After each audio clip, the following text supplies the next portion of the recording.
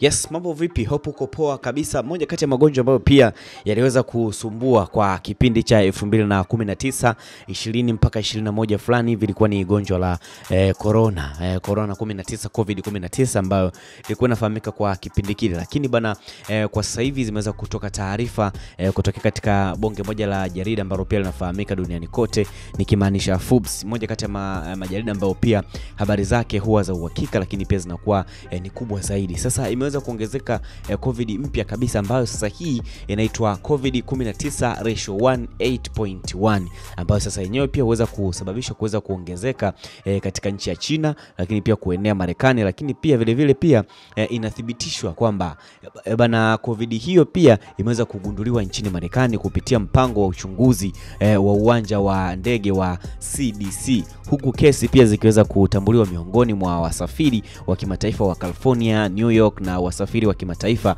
katika jiji la New York kama vile Ohio, Rhode, Iceland pamoja na Hawaii. Ni moja kati ya majimbo ambayo pia ni makubwa huko, yameweza wameweza kugundulika bana kuweza kupata na ugonjwa huo kutokea huko bana nchini Marekani. Sasa uchunguzi ambao pia uliweza kufanyika kati ya Aprili 22 na Mei 12 mwaka 2025 uliweza kubaini kuwa wasafiri ambao pia waliweza kuambukizwa wanaowasili kutoka katika nchi zikiwemo China, Japan, Korea Kusini na mataifa kadhaa ya Ulaya. Sasa dalili ni sawa na matatizo ya awali: kikohozi, homa, uchovu. Idadi ya kesi bado ni ndogo na WHO pia inafuatilia kwa maelezo angali bana. Habari za CBS pia au Forbes zimeweza kutokana na swala hilo au gonjwa hili la COVID-19 ambayo yenyewe bana imeweza kuongezeka kwa na ratio 1.81. Moja kati ya magonjwa ambayo pia aliweza kusumbua kwa kipindi fulani na kuleta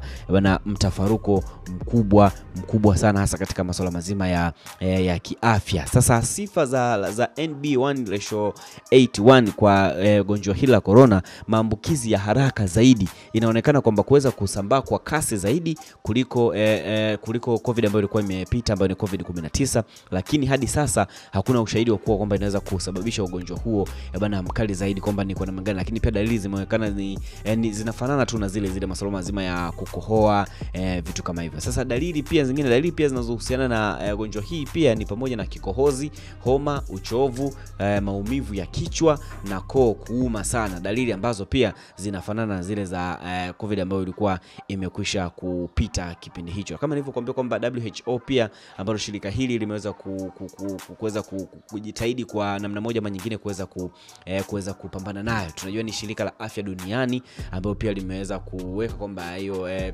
COVID-19 1/81 pia katika orodha ya haja ambazo pia zinafuatiliwa kutokana na uwezo wake wa kuweza kusambaa haraka kabisa. Sasa kitu gani ambacho unaweza kukifanya ili kuweza kuepukana na vitu kama hivi? Tunakumbuka kwamba ingali linakuwa linasambaa kwa haraka zaidi, lakini ukichukua baadhi ya tahadhari pia kwa namna moja ama nyingine unaweza kupunguza baadhi ya maambukizi kuweza kukupata bana. Kama chanjo, wataalamu pia wanaweza kushauri kuweza kupata dozi za kuweza kuongeza na chanjo ili kuweza kuongeza kinga dhidi ya ugonjwa hili jipya kabisa. Lakini pia masuala mazima ya kujikinga pia inashauriwa kuendelea na hatua za kujikinga kama kuvaa barakoa katika maeneo yenye msongamano.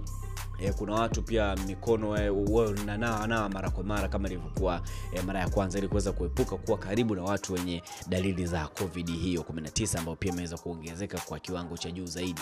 Masuala mazima pia kinaweza pia kujitenga ikiwa na mtu au ana dalili au ameweza kuthibitishwa kwamba ana COVID-19, anapaswa kuweza kujitenga ili kuweza kuzuia kusambaa virusi kwa watu wengine bana zaidi. Sasa kwa kuwa la haja pia imeendelea kusambaa, ni muhimu pia kuweza kuendelea kufuatilia taarifa kutoka kwa mamlaka za afya na kuchukua tahadhari ambazo pia zinafaa ili kuweza kulinda afya binafsi na ya jamii kwa ujumla. Bana tuweze kujipanga, lakini pia kuweza kujiweka sawa kuhusiana na masuala mazima ya magonjwa haya. Corona imeweza kurudi tena, na kwa sasa hivi imeweza kurudi kwa kasi zaidi. Endelea kutufuata, lakini pia drop comment yako hapo bila kusahau kucomment na kushare, utakometisha kinomanoma. Ciao.